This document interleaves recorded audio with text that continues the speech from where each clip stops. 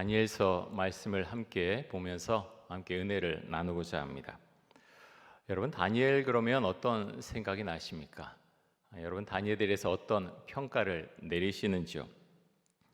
다니엘은 바벨론의 포로로 잡혀갔던 사람이죠. 그럼에도 불구하고 정말 탁월한 사람이어서 바벨론에서 고위 관료를 지냈고요. 또 바벨론이 멸망한 후에 페르시아가 들어선 이후에도 총리를 역임한 정말 입지전적인 인물입니다. 근데 다니엘서를 보면서 정말 고백하게 되는 것 중에 하나는요, 이런 눈에 띄는 것보다 다니엘은 불만 속에 산 것이 아니라 정말로 감사함 속에서 살았던 인물이라고 하는 것입니다.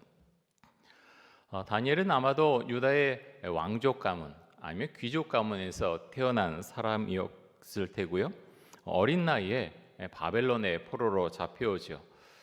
여러분, 어땠을 것 같습니까? 어린 나이에 정말 알지도 못하는 먼 나라로, 그것이 어떤 보호받으면서 그렇게 간 것이 아니라 포로라는 신분으로 그렇게 끌려갔을 때 그 마음이 어땠을까요? 말할 수 없을 정도로 마음이 무너지고 힘들지 않았겠습니까? 그런데 다니엘은 말씀에 보면 한 번도 불평했다는 그런 말을 찾아볼 수가 없습니다. 편안했던 과거 생각하면서 내가 왜 이런 처지가 됐지 하면서 신세 타령할 수도 있었지만 다니엘은 그런 모습을 보이지 않습니다. 다니엘서를 읽다 보면 다니엘이 하나님께 감사했다라는 표현 딱 2번밖에 없습니다. 하지만 다니엘서를 읽으면요, 다니엘이 얼마나 하나님께 감사하는 사람이었는지, 감사 기도를 드리는 사람이었는지 너무나 분명히 알 수가 있습니다. 다니엘이 하나님께 감사했다는 내용이 처음 등장한 곳은 다니엘서 2장입니다. 바벨론의 느부갓네살이 꿈을 꾸게 되었는데요, 꿈이 너무나 마음을 뒤숭숭하게 만들었죠. 그래서 바벨론의 술사들 불러들입니다.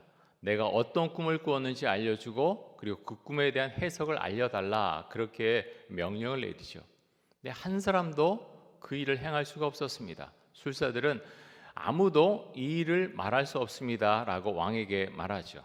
하지만 느부갓네살 왕은 자신의 화를 주체하지 못하고 바벨론에 있는 모든 지혜자를 죽여라 라는 명령을 내리게 됩니다. 다니엘과 세 친구에게도 위기 상황이 닥쳐왔죠. 다니엘은 왕의 근위대장 아리옥에게 이렇게 말합니다. 나에게 시간을 주면 왕에게 어떤 꿈이 있었는지 그리고 그 해석까지 알려주겠다고 말합니다. 이후에 다니엘은 하나님께 기도했고 하나님께서는 다니엘에게 환상을 통해서 어떤 일이 있었는지 알려주십니다. 그 이후에 다니엘이 이렇게 기도하는데요, 다니엘 2장 23절 말씀입니다.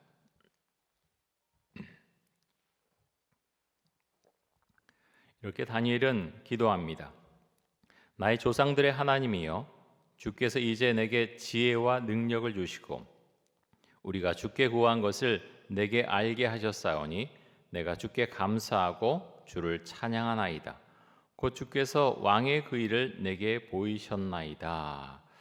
하나님께서 자신의 기도에 응답하신 것에 대해서 다니엘은 감사 기도를 드렸습니다.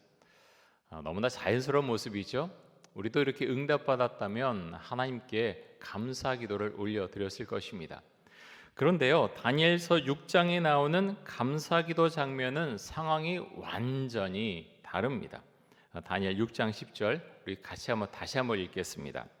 우리 같이 읽습니다. 다니엘이 이 조서에 왕의 도장이 찍힌 것을 알고도 자기 집에 돌아가서는 윗방에 올라가 예루살렘을 향한 창문을 열고 전에 하던 대로 하루 3번씩 무릎을 꿇고 기도하며 그의 하나님께 감사하였더라. 상황을 조금 설명드리도록 하겠습니다. 페르시아의 다리오는 전국에 고관 120명을 세워서 통치하게 합니다. 고관 120명 위에 3명의 총리를 세웠는데요, 그 3명의 총리 중에 한 사람이 다니엘이었습니다. 근데 왕이 보니까 다니엘이 너무나 뛰어난 거예요. 그래서 총리 3명이 있지만 이 다니엘을 제일 위로 그렇게 올려야 되겠다라는 생각을 하게 되죠. 근데 여러분, 문제는 이럴 때 생깁니다. 왕이 이런 것을 알고서 주변에 다니엘을 모함하고 질시하는 세력이 생긴 거죠. 여러분 회사 같은 데 어떻습니까? 정치는 더 그렇죠. 회사 안에서 회장이나 사장이 정말 특별히 심한 어떤 사람이 생기면 주변 사람들이 그렇구나, 저 사람 그렇게 대우할 만해라고 생각하면 참 좋은데, 아니면 나도 좀 더 노력해서 회장님의 아니면 사장님의 눈에 들어야 되겠다, 열심히 노력하면 좋은데, 꼭 그렇게만 정말 정정당당하게 하는 것이 아니라 질시하고 모함하는 사람들이 있을 때가 있습니다. 정치는 더 그렇죠. 어떻게든 상대를 매장시키기 위해서 노력하는 모습을 우리는 많이 볼 수 있습니다. 다니엘 주변에도 다니엘을 다시는 이러다지 못하게 그를 죽여야겠다, 매장시켜 버려야 되겠다 생각하고 애쓰는 사람들이 많이 있었습니다. 먼저 다니엘의 모습을 살펴봤지요. 뭔가 잘못한 게 있는가, 꼬투리를 잡을 게 있는가 살펴봤는데 아무런 잘못도 발견할 수 없었습니다. 그런 가운데에서 이제 이들이 입수하게 된 정보가 하나 있었는데요. 다니엘이 하나님을 정말 잘 믿었고 하루에 3번씩 창문을 열고 예루살렘을 향해서 기도한다고 하는 정보였습니다. 이런 정보를 갖게 된 총리와 고관들은 왕에게 한 가지 제안을 하게 됩니다. 다니엘 6장 6절에서 9절까지의 말씀을 보겠습니다. 이에 총리들과 고관들이 모여 왕에게 나아가서 그에게 말하되, 다리오 왕이여 만수무강하옵소서. 나라의 모든 총리와 지사와 총독과 법관과 관원이 의논하고 왕에게 한 법률을 세우며 한 금령을 정하실 것을 구하나이다. 왕이여 그것은 곧 이제부터 30일 동안에 누구든지 왕 외에 어떤 신에게나 사람에게 무엇을 구하면 사자굴에 던져 넣기로 한 것이니이다. 그런즉 왕이여 원하건대 금령을 세우시고 그 조서에 왕의 도장을 찍어 메대와 바사에 고치지 아니하는 규례를 따라 그것을 다시 고치지 못하게 하옵소서 하매, 이에 다리오 왕이 조서에 왕의 도장을 찍어 금령을 내니라. 자, 이 말을 듣고 다리오 왕은 마음이 좋았던 거예요. 나를 신처럼 그렇게 올리고 다른 신에게는 절하지 못하게 한다는 이런 금령, 참 좋다, 내 마음이 흐뭇하다 생각을 한 거죠. 그래서 이것을 지키지 않으면 사자굴에 던져 넣기로 한 금령에 도장을 찍습니다. 말씀을 읽어보면요, 다리오 왕이 다니엘을 정말로 끔찍이 아꼈다고 하는 것을 알 수가 있습니다. 근데 여러분, 그 정도 되면 다니엘이 하나님을 믿고 그렇게 기도한다는 그런 내용 정도는 좀 알고 있어야 되는 거 아닌가요? 다리오 왕은 그렇지는 못했다는 거예요. 자신을 신처럼 높여준다는 그 소리에 깜빡 넘어가서 너무나 경솔한 결정을 하게 됩니다. 그런데 여러분, 정말 놀라운 것은 이런 결정, 기도하면 사자굴 속에 던져진다고 하는 것을 너무나 분명히 알고 있었던 다니엘이지만 그는 여전히 기도했다고 하는 것입니다. 여러분, 우리들이라면 어떻게 했을까요? 다니엘 같은 상황이라면 어떻게 했을까요? 저희가 이제 사지선다형을 참 많이 하면서 자라왔는데 제가 4가지 사지선다형을 적어왔습니다. 첫 번째는 이런 상황이 오면 1번 종교를 바꾼다. 아마 여기 앉아 계신 분들 중에는 이런 분들 없으실 것 같아요. 2번 30일 동안 기도하기를 멈추고 상황이 좋아지기를 기다린다.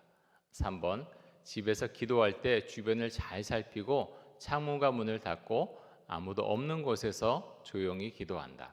4번 창문을 열고 예전처럼 기도한다. 하나를 좀 고르셨나요? 저희 이 기도, 제가 이제 이런 선택 지문을 냈지만 2번과 3번이 굉장히 많지 않을까 하는 생각을 해봅니다. 왜 그렇습니까? 그것이 합리적이라고 사람들은 생각하기 때문이겠지요. 그런데요, 다니엘은 정말 지혜로운 사람이었고 제가 볼 때 너무나 합리적인 사람이었습니다. 그래서 이런 상황에 이르렀을 때 그는 대단히 꽉 막혀 보이는 그런 선택을 합니다. 다니엘은 평소에도 예루살렘을 향해서 하루에 3번씩 그 창문을 열고 무릎을 꿇고 성전을 향해서, 이미 부서졌지만 하나님을 향해 그렇게 기도했습니다. 다니엘은 이것을 변경하지 않습니다. 계속해서 기도하는 것을 멈추지 않지요. 그리고 다니엘 6장 10절 마지막에서 이렇게 말합니다. 그의 하나님께 감사하였더라. 그의 하나님께 감사하였더라. 여러분 지금 감사할 상황입니까? 마지막 기도가 될지 모릅니다. 기도하고 끌려가서 사자굴에 던져지게 되는 것 다니엘은 알고 있었습니다. 그런데 다니엘은 감사 기도를 드립니다. 무슨 이유 때문에 다니엘이 감사 기도를 드렸을까요? 저는 성경 묵상하면서 다니엘이 감사 기도 드린 것 너무나 자연스러운 일이다라는 생각을 하게 되었습니다. 다니엘서에 보면 이것에 대해서 강조하거나 언급하고 있지 않습니다. 다니엘이 항상 감사 기도를 드렸다 언급하지 않습니다.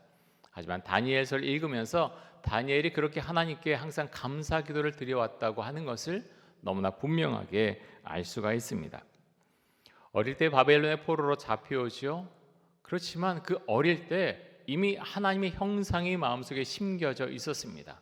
내가 하나님을 택할 것인가 아니면 왕을 택할 것인가 우상을 택할 것인가 그 기로에 섰을 때 항상 하나님을 내가 택해야 된다고 하는 것을 다니엘은 분명히 알고 있었고 또 행동으로도 보여주었습니다. 고난을 참 많이 당했기 때문에 더 하나님을 많이 경험하고 하나님과 깊이 교제할 수가 있었지요. 페르시아의 총리가 되었지만 다니엘은 알고 있었습니다. 여전히 나를 공격하고 나를 쓰러뜨리려고 하고 나를 모함하는 사람들이 주변에 많다고 하는 것을 다니엘은 알고 있었습니다. 여러분 다니엘을 고발하던 사람들이 다리오 왕에게 어떻게 보고를 합니까? 다니엘 6장 13절 보겠습니다.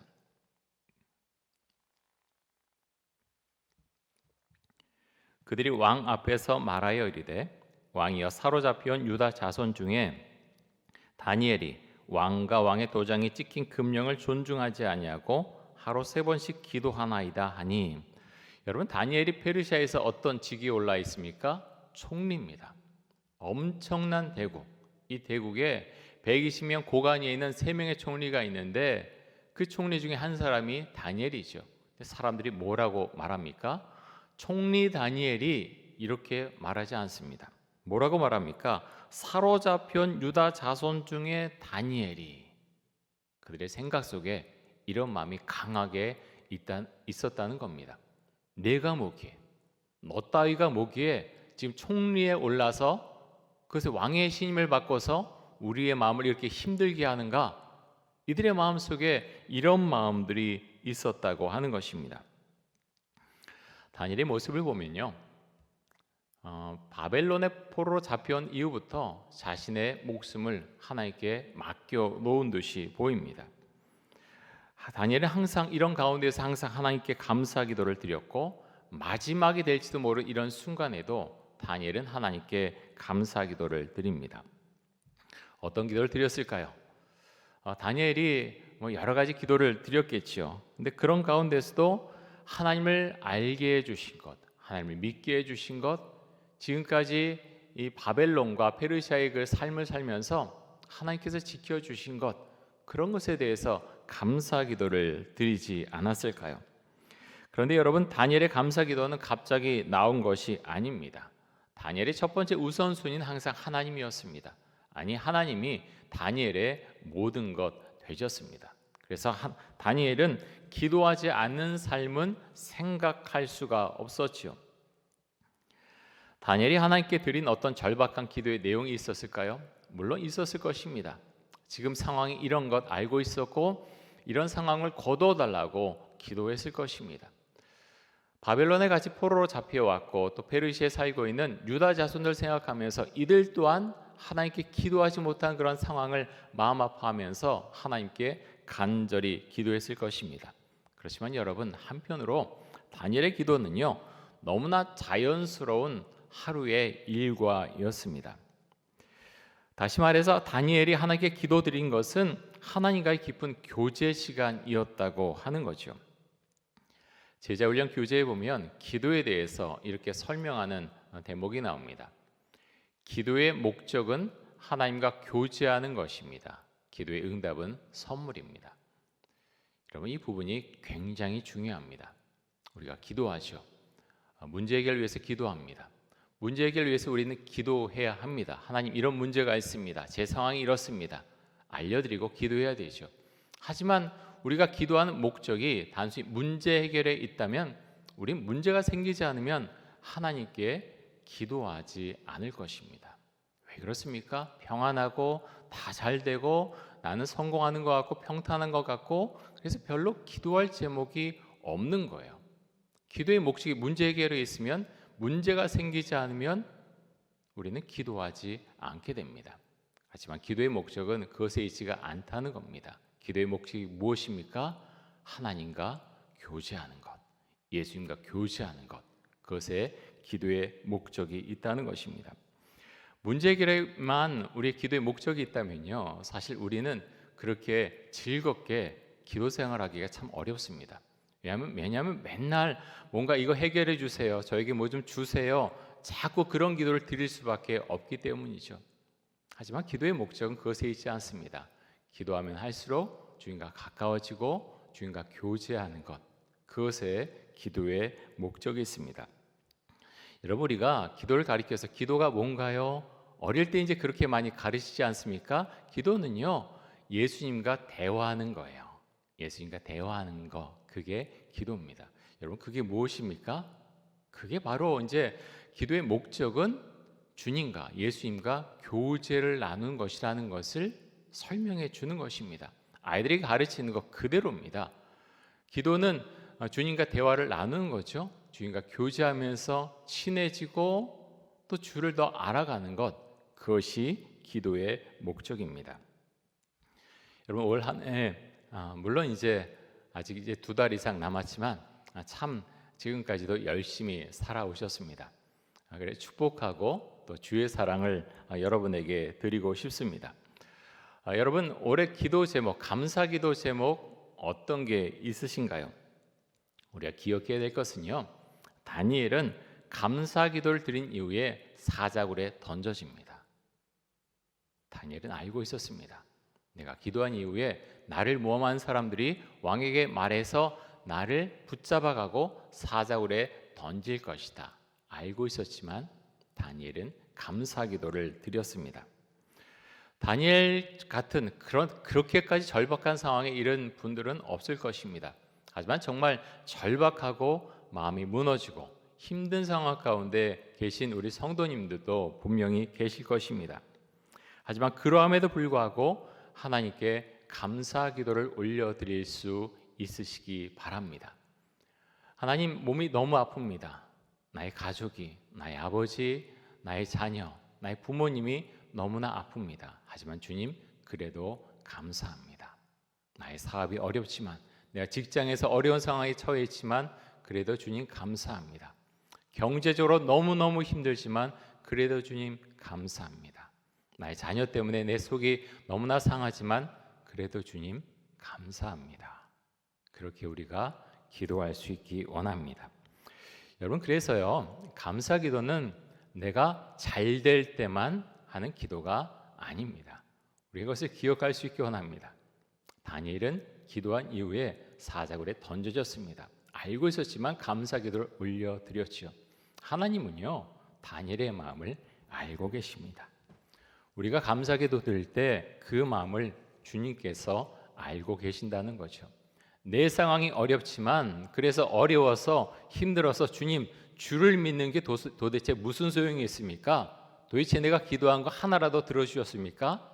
그렇게 기도하는 것이 아니라, 하나님, 이러할지라도 감사합니다. 우리가 그렇게 기도할 수 있기 원합니다. 왜 그렇습니까? 감사 기도는요, 나의 문제를 풀어가는 열쇠입니다. 내 문제를 물론 그렇게 아뢰고 주 앞에 기도하기도 하지만, 그러함에도 불구하고 주 앞에 감사 기도를 드릴 때 엉켰던 실타리가 풀려지듯이 나의 삶의 문제가 하나하나 풀려가게 된다고 하는 것입니다. 내 마음의 문제, 나의 영적인 문제, 경제적인 문제, 관계 문제, 그런 것들이 풀려가기 시작합니다. 그래서 여러분, 특별히 이제 추수감사절, 우리가 특별 기도회를 시간을 보내고 있는데, 주 앞에 정말 그렇게 다니엘처럼 우리가 감사 기도를 올려드릴 수 있기 원합니다. 여러분, 주 앞에 기도하시고요, 우리가 기도하면 기도할수록 우리의 문제도 풀려가지만, 하지만 내 문제를 푸는 게 주님과 기도하는 목적 아닙니다 하는 것을 주 앞에 우리가 기도드리면 좋겠습니다. 제가 주님과 좀 더 친밀해지고 싶고 주님과 교제하고 싶고 주님을 더 알아가기 원합니다. 우리가 그 마음을 가지고 주 앞에 나아가서 기도할 수 있기를 간절히 원합니다. 우리 함께 기도하겠습니다.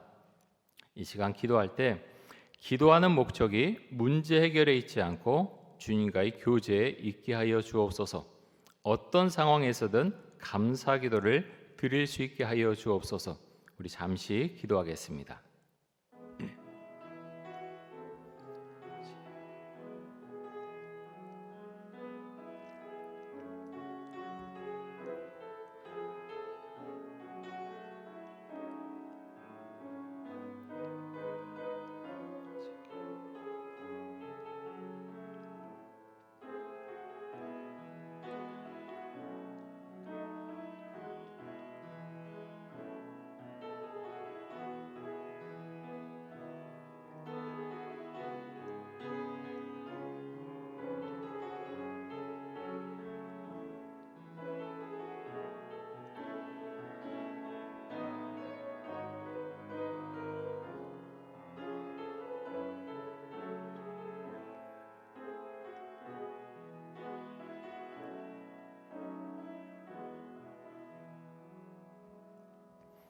하나님 아버지, 기도하면 사람들이 나를 고발해서 사자굴에 던질 것을 알면서도 감사 기도를 드린 그 다니엘의 기도, 우리가 본받을 수 있기를 간절히 원합니다.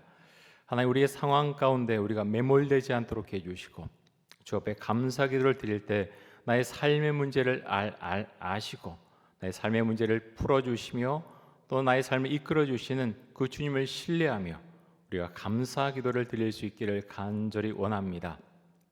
하나님 아버지, 우리가 기도하는 목적이 문제 해결에 있지 않고 하나님과 교제하는 데 있다고 하는 것을 우리가 늘 기억하고 그렇게 주 앞에 나아가며 우리가 살아가면서 주 앞에 기도하면서 그렇게 또 다니엘처럼 시간을 정해놓고 주 앞에 나가서 기도하는 은혜도 허락해 주시기를 간절히 원합니다. 주님 감사합니다. 우리 성도님들 어려운 상황 가운데 있는 분들 많이 계십니다. 주 앞에 기도할 때 주님 응답해 주시고 하나님의 사랑이 자신의 삶 가운데 그렇게 들어옴을 그것을 기억하고 느끼고 고백하며 경험하며 살아갈 수 있도록 하여 주옵소서. 이 모든 말씀 우리 주 예수 그리스도의 이름으로 기도드리오며 지금은 우리 주 예수 그리스도의 은혜와 하나님 아버지의 놀라우신 사랑과 성령의 교통하심이 나의 삶이 어려울지라도 다니엘의 기도를 생각하면서 주님 그러함에도 감사합니다. 그러할지라도 감사합니다.